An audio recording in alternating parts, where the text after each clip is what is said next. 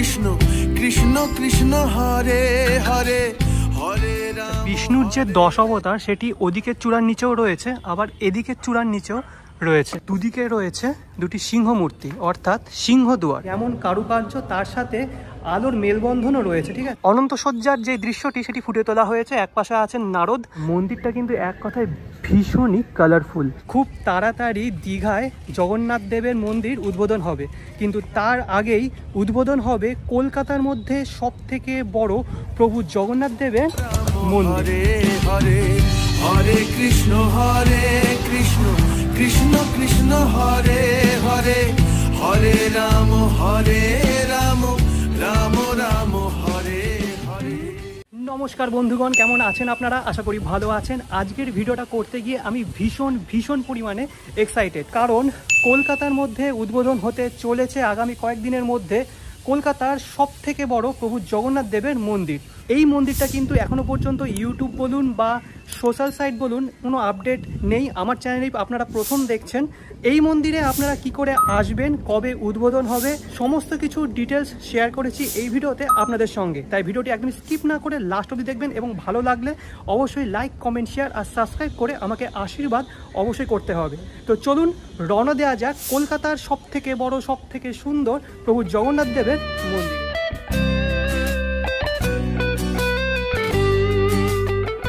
আমি কিন্তু এখন দাঁড়িয়ে আছি মন্দিরের গর্ভগৃহের একদম পিছনেই। কোন মন্দির আর এই মন্দিরটা কোথায়? মন্দিরটা হলো কারিগরি ভবনের পাশে অবস্থিত হাজরা কালী মন্দির প্রাঙ্গণে। ঠিক আছে, এই মন্দিরটা কিন্তু হাজরা কালী মন্দিরের একটা অংশ।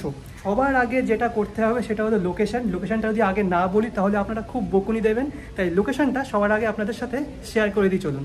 বিধাননগর রেলওয়ে স্টেশন থেকে বা এয়ারপোর্ট 1 নম্বর থেকে যে বাসগুলো সাপুরজির দিকে যায় সেই বাসে উঠতে হবে, বলতে হবে কারিগরি ভবন। কারিগরি ভবনের ঠিক পাশেই কিন্তু এই মন্দিরটা রয়েছে। বাসে ওঠার আগে একবার জিজ্ঞাসা করে নেবেন যে কারিগরি ভবন যাবে কিনা। সাপুরজিগামী বাস না পেলে আপনাদের সবার প্রথমে আসতে হবে এই যে বিশ্ব বাংলা গেট। এবার এখান থেকে আপনাদের ধরে নিতে হবে অটো, কিন্তু এখানে প্রচুর অটো স্ট্যান্ড আছে, তো সেটা আপনাদের দেখিয়ে দিচ্ছি কোথার থেকে আপনি এই অটোগুলো ধরবেন। সামনেই রয়েছে বিশ্ব বাংলা গেট, আর উপরে যে রিংটা দেখছেন এটা কিন্তু একটা রেস্টুরেন্ট। এই রেস্টুরেন্ট বা এই বিশ্ব বাংলা গেটের ঠিক পাশেই রয়েছে রবীন্দ্র তীর্থর পাশে এই যে রাস্তাটা চলে গেল, এখানে দুটো অটো স্ট্যান্ড আছে। ঠিক আছে, একটা সামনে দেখতে পাচ্ছেন, আরেকটা আছে সামনের দিকে। তো সামনের দিকে যে অটোগুলো আছে সেই অটো করে আমাদের যেতে হবে কারিগরি ভবন। বিশ্ব বাংলা গেট আর তার সামনে অটো, এখান থেকে অটো ধরতে হবে। এখান থেকে অনেক সময় অটো ছাড়তে অনেক লেট করে, তখন আপনারা এই অটো স্ট্যান্ডের পাশে এই যে বাস স্ট্যান্ডে এসে দাঁড়াবেন। এখান থেকেও আপনারা বাস পেয়ে যাবেন কারিগরি ভবন অবধি যাওয়ার।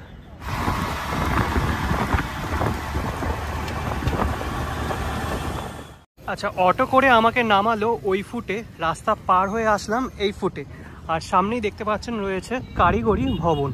এই কারিগরি ভবনের পাশে একটা রাস্তা আছে, সেই রাস্তায় যেতে হবে। চারিদিকে কিন্তু এরকম বড় বড় অট্টালিকা, এরকম অফিস, তার মাঝখানে কিন্তু এই মন্দির। শুধু তাই নয়, এই রাস্তায় কিন্তু প্রচুর বড় বড় অফিস, তারপরে কলেজ আছে, যেমন UEM, Saint Xavier's College, WB, ACDCL এর অফিস, কারিগরি ভবন, অনেক কিছু আছে। এই হলো কারিগরি ভবন। কারিগরি ভবনের ঠিক পাশে এখানে একটা রাস্তা আছে। এই রাস্তা দিয়ে দুপা হাঁটলেই আজকের গন্তব্যস্থল, অর্থাৎ কলকাতার সব থেকে বড় প্রভু জগন্নাথ দেবের মন্দির। আজকে যে জগন্নাথ দেবের মন্দিরটা আপনাদের সামনে তুলে ধরবো, এই মন্দিরটা কিন্তু হাজরা শিবকালী মন্দিরের একটা অংশ। আপনারা যদি মনে করতে পারেন তাহলে 1 বছর আগে আমি হাজরা শিবকালী মন্দিরটা আপনাদের দেখিয়েছিলাম। তখনই আপনাদের বলেছিলাম আর দেখিয়েছিলাম প্রভু জগন্নাথ দেবের মন্দির, তখন সেটা তৈরি হচ্ছিল।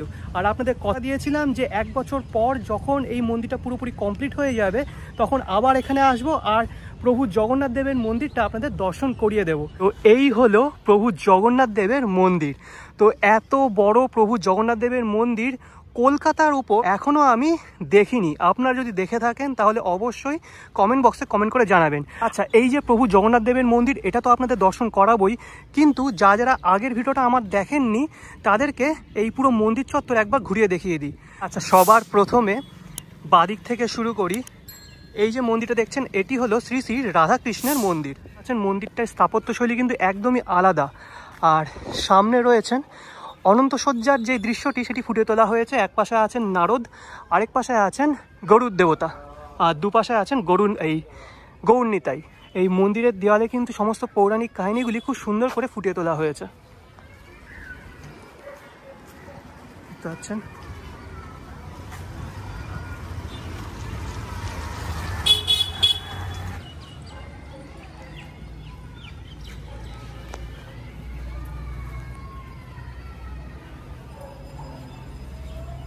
সামনেই রয়েছে শ্রী শ্রী রাধাকৃষ্ণের অপরূপ সুন্দর বিগ্রহ। আমাদের বাংলার চিরাচরিত যে নবরত্ন মন্দির বা পঞ্চরত্ন মন্দিরগুলো থাকে তার থেকে কিন্তু সম্পূর্ণ আলাদা এই মন্দির। আর প্রভু জগন্নাথ দেবের যে মন্দিরটা রয়েছে সেটিও কিন্তু একদমই আলাদা স্থাপত্যশৈলীতে তৈরি। এই হলো মূল মন্দির, অর্থাৎ হাজরা শিবকালী মন্দির। ভিতরে এখন পুজো চলছে, তো আমি আপনাদের আগের ভিডিওর যে ফুটেজগুলো আছে সেগুলো দেখিয়ে দেবো, ঠিক আছে। মন্দিরের একদম সামনে রয়েছেন মহাদেব, আর এপাশে আছেন বজরংবলী, আর এপাশেও আছেন বজরংবলী। কাঁধে করে নিয়ে রেখেছেন শ্রীরাম আর লক্ষ্মণজিকে। মন্দিরটা কিন্তু এক কথায় ভীষণই কালারফুল।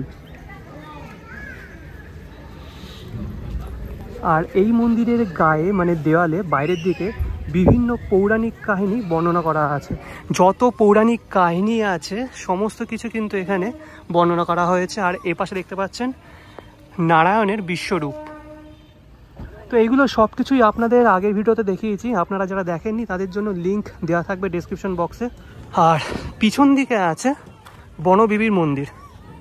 বনবিবির মূর্তি অসাধারণ সুন্দর।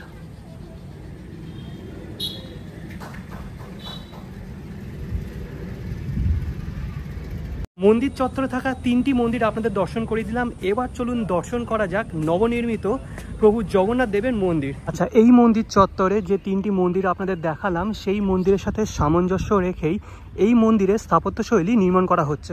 মন্দিরের সামনে 2টি বিশাল বড় এরকম গেট তৈরি করা হচ্ছে, আর গেটের পিছনেই রয়েছে মূল মন্দির। আর মন্দিরটা জাস্ট এক কথায় অসাধারণ। বিভিন্ন পৌরাণিক কাহিনীগুলি মন্দিরের গায়ে তৈরি করা হচ্ছে। আর একদম সামনে দেখতে পাচ্ছি প্রভু জগন্নাথ দেব কৃষ্ণ রূপে বাঁশি বাজাচ্ছেন, অসাধারণ লাগলো।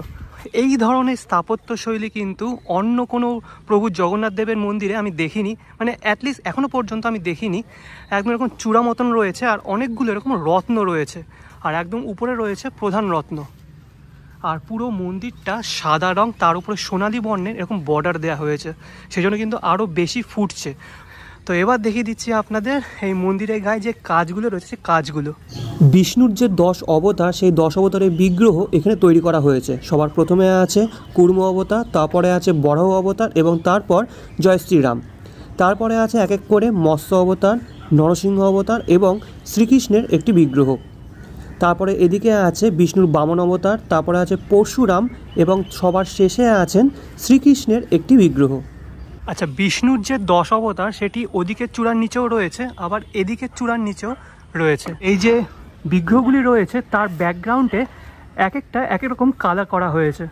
যেমন দেখতে পাচ্ছেন মাঝখানে রয়েছেন জয় শ্রীরাম, তার পিছনে ব্যাকগ্রাউন্ডটা লাল রঙের। তার পাশে বরাহ অবতার, তার পিছনে ব্যাকগ্রাউন্ডটা সবুজ রঙের। বিভিন্ন অবতারের ব্যাকগ্রাউন্ডগুলি ভিন্ন কালার দেওয়া হয়েছে, আর দেখতে বিষয়টা অসাধারণ লাগে। তো এই তো গেল এই বিগ্রহগুলি। এবার দেখতে পাচ্ছেন মন্দিরের এই যে পাশের দেওয়ালে বিভিন্ন পৌরাণিক কাহিনীগুলি ছবির মাধ্যমে ফুটিয়ে তোলা হয়েছে।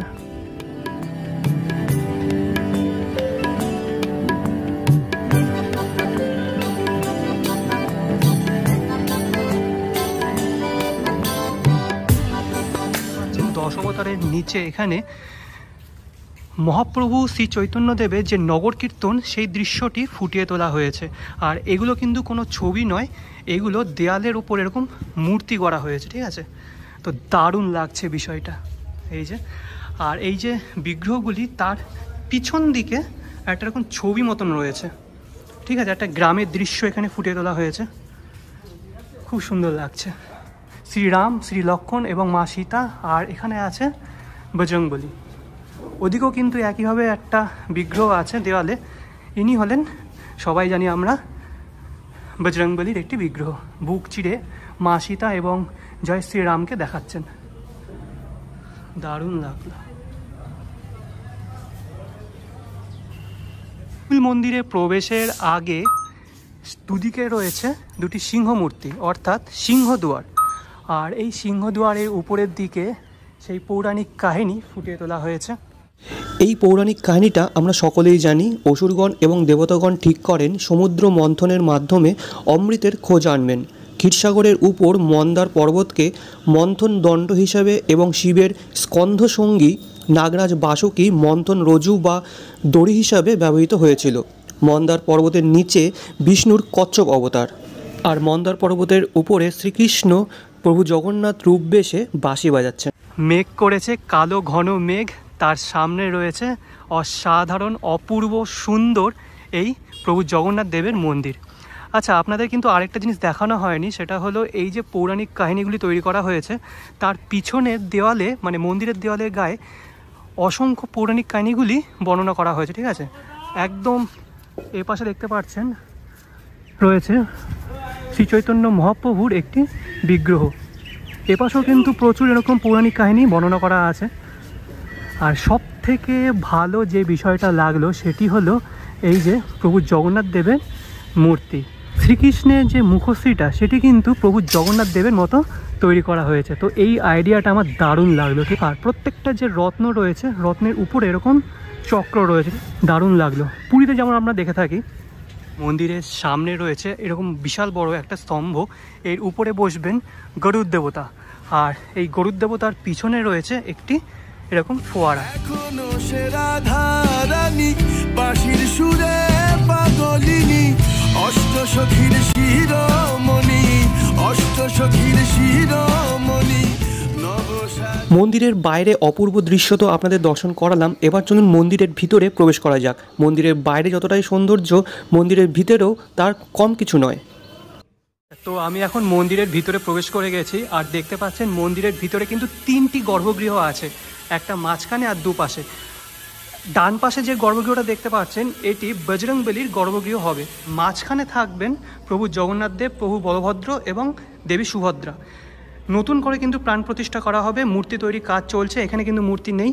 আর একদম লাস্টে অর্থাৎ লেফটে যে গর্ভগৃহটি দেখতে পাচ্ছেন এখানে থাকবেন শ্রীরাম, শ্রী লক্ষ্মণ এবং মা সীতা। শ্রীরাম, শ্রী লক্ষ্মণ এবং মা সীতার যে বিগ্রহগুলি সেগুলি কিন্তু পাথরে, আর মুখশ্রী এত সুন্দর যে কি বলবো।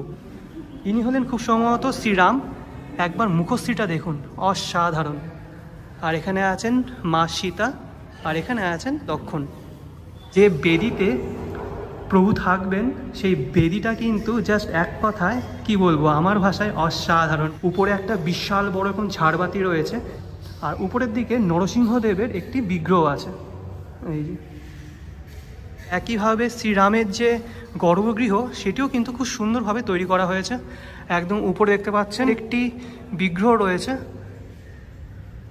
আর এপাশে রয়েছেন গরুড় দেবতা। বিগ্রহগুলি যেখানে থাকবে তার উপরেও বিশাল লম্বা টাইপের একটা ঝাড়বাতি রয়েছে। উপরের দিকে দেখতে পাচ্ছেন বিশাল বড় একটা ঝাড়বাতি রয়েছে, বজরংবলীর গর্ভগৃহ। এরকম একটা ঝাড়বাতিও রয়েছে, পিছনে ব্যাকগ্রাউন্ডটাও কিন্তু সেম। ঠিক আছে, ব্যাকগ্রাউন্ডটা কিন্তু 3টে গর্ভগৃহতেই সেম রয়েছে। বজরংবলীর যে গর্ভগৃহ তার উপরের দিকে পঞ্চমুখী বজরংবলীর একটি বিগ্রহ রয়েছে। এই যে শুধু গর্ভগৃহই নয়, গর্ভগৃহের সামনে যে নাট মন্দিরের মতো অংশটি রয়েছে এখানেও কিন্তু অসাধারণ কাজ রয়েছে, যেমন কারুকার্য তার সাথে আলোর মেলবন্ধনও রয়েছে। ঠিক, এখানে আছেন ভগবান বিষ্ণুর বিগ্রহ, এখানে দুয়ারের একদম উপর দিকে গোপাল ঠাকুরের বিগ্রহ, এখানে রয়েছে শ্রীরামের বিগ্রহ, এ পাশে রয়েছে পরশুরামের বিগ্রহ। এই যে পিলারগুলি দেখতে পাচ্ছেন, পিলারগুলি নয়, 2টি পিলার আছে, এই একটি আর এই একটি। এই পিলারের উপরের দিকে খুব সুন্দর এরকম কারুকার্য করা, দারুণ কারুকার্য করা এখানে। মন্দিরটা কিন্তু এক কথায় অসাধারণ। গর্ভগৃহের চারিপাশ দিয়ে যাতে ভক্তরা প্রদক্ষিণ করতে পারেন সেই জন্য এরকম প্যাসেজও আছে।